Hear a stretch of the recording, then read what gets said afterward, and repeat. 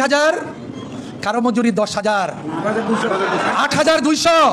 বাজার তো ভাই একটাই, ইলিশ মাছ তো বিক্রি করে একজনই। আপনার জন্য তো আমি ইলিশ মাছ কিনতে পারি না বছর একটা, আমি তো ভাই পাঙ্গাস মাছ কিনতে পারি না। শ্রম সংস্কার কমিশন নামে একটি কমিশন গঠন করেছে। কালকে আমাদের চেয়ারম্যান সুলতান ভাই এখানে আসছিলেন, এখানে মানে অন্য যে প্রোগ্রামটা ছিল। আমাদেরকে সরকার দায়িত্ব দিয়েছে যে সরকার অবগত আছে যে শ্রমিকরা ভালো নাই, এই শ্রমিকদের ভালো করার জন্য তারা কিছু করতে চায়। এই সরকার গঠিত হয়েছে বৈষম্য নিরসন করার জন্য। কিন্তু আমরা কি দেখতে পাই? আমরা দেখতে পাই আমাদের দেশে বিশেষ করে আমাদের শ্রমিকের জন্য, কর্মচারীদের জন্য বৈষম্যে আমরা নিমজ্জিত হয়ে আছি। 22টা গ্রেড, 22টা। কারো মজুরি 80,000, কারো মজুরি 10,000, 8,200। বাজার তো ভাই একটাই, ইলিশ মাছ তো বিক্রি করে একজনই। আপনার জন্য তো আমি ইলিশ মাছ কিনতে পারি না বছর একটা, আমি তো ভাই পাঙ্গাস মাছ কিনতে পারি না।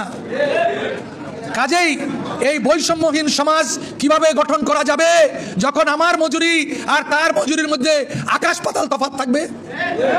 প্রিয় বন্ধুরা, আমি আজকে এসে আমি যখন এখানে বসছি, যখন আমি সামনের দিকে তাকাইছি, আমার প্রাণটা হু হু করে উঠছে। আমরা পৃথিবীর বিভিন্ন দেশে যাই, আগামীকালকেও আমি আরেকটা দেশে যাব। আমি যখন ওইখানে যে সরকারি কর্মচারীদেরকে দেখি, তখন তাদের দেখলে আমার মনে হয় তাদের মধ্যে পুষ্টি আছে, তাদের মনের মধ্যে আনন্দ আছে, তাদের জামা কাপড়ের মধ্যে জৌলুস আছে, তারা গাড়িতে চড়ে, তারা সম্মান নিয়ে এই সমাজে বসবাস করে। আমার দেশের এই শ্রমিকেরা 8,200 টাকা বেতন পেয়ে কীভাবে পুষ্টি পূরণ করবে, কিভাবে ভালো জামা কাপড় পরবে? আজকে তাহলে এই যদি অবস্থা হয়, তাহলে এই বৈষম্যহীন সমাজ কিভাবে আমরা গঠন করব? এই জন্য তো শ্রমিকরা রক্ত দেয় নাই, এই জন্য দেশের স্বাধীনতা আসে নাই।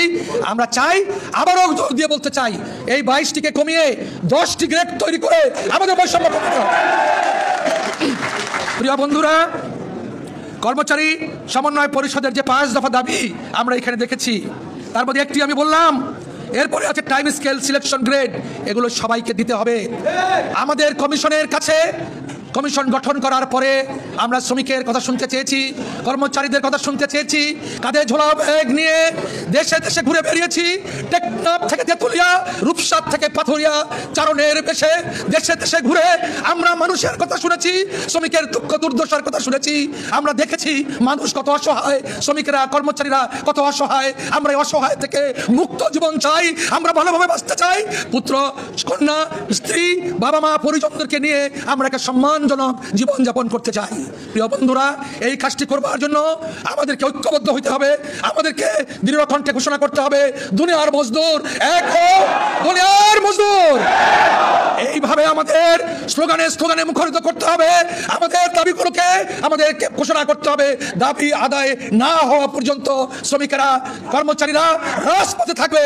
তারা তাদের দাবি আদায় করে তবেই তারা যাবে। নোমানুজ্জামান এবং যারা আপনাদের নেতৃবৃন্দ আছেন, সভাপতি, সাধারণ সম্পাদক, তাদের নেতৃত্বে আমরা দুর্বার আন্দোলন গড়ে তুলে আমরা আমাদের দাবি আদায় করে ছাড়বো, এই প্রত্যয় আমরা ব্যক্ত করছি। We again thank our friends from Nepal for their gratitude, for their solidarity, and also your presence in this program actually encouraged us to go forward to ensure our rights at work, and also our gratitude to you, to the workers in Nepal. Please convey our best wishes to the workers of Nepal. একটা মজার কথা হলো, আজকে থেকে 2 বছর আগে তাদের যে সংগঠন জি ফ্রন্ট নেপালের, তারা একটা সম্মেলন করেছিল এরকমই। 6,000 লোক ছিল হলের ভিতরে। 6,000 representatives from all Nepal. They came and joined the meeting, and I was there invited as a guest, and I was speaking before them. চিন্তাই করতে পারবেন না, বর্তমানে তাদের যে প্রধানমন্ত্রী কেপি ওলি was there. He was the chief guest, I was also the guest, and we talked together. They are very strong. We have many things that we can learn from GFund, learn from you. Thank you so much once again. You are always welcome and welcome. বাংলাদেশের সরকারি চাকরিজীবীদের জন্য একমাত্র তথ্যভিত্তিক YouTube channel এটি। আপনি যদি একজন সরকারি চাকরিজীবী হয়ে থাকেন, তাহলে নবম পে স্কেল সহ মহার্ঘ ভাতা সংক্রান্ত সর্বশেষ ও নির্ভরযোগ্য আপডেট পেতে চ্যানেলটিতে লাইক দিন, আপনার মূল্যবান মতামত কমেন্টের মাধ্যমে জানান এবং অবশ্যই চ্যানেলটি সাবস্ক্রাইব করতে ভুলবেন না। ধন্যবাদ।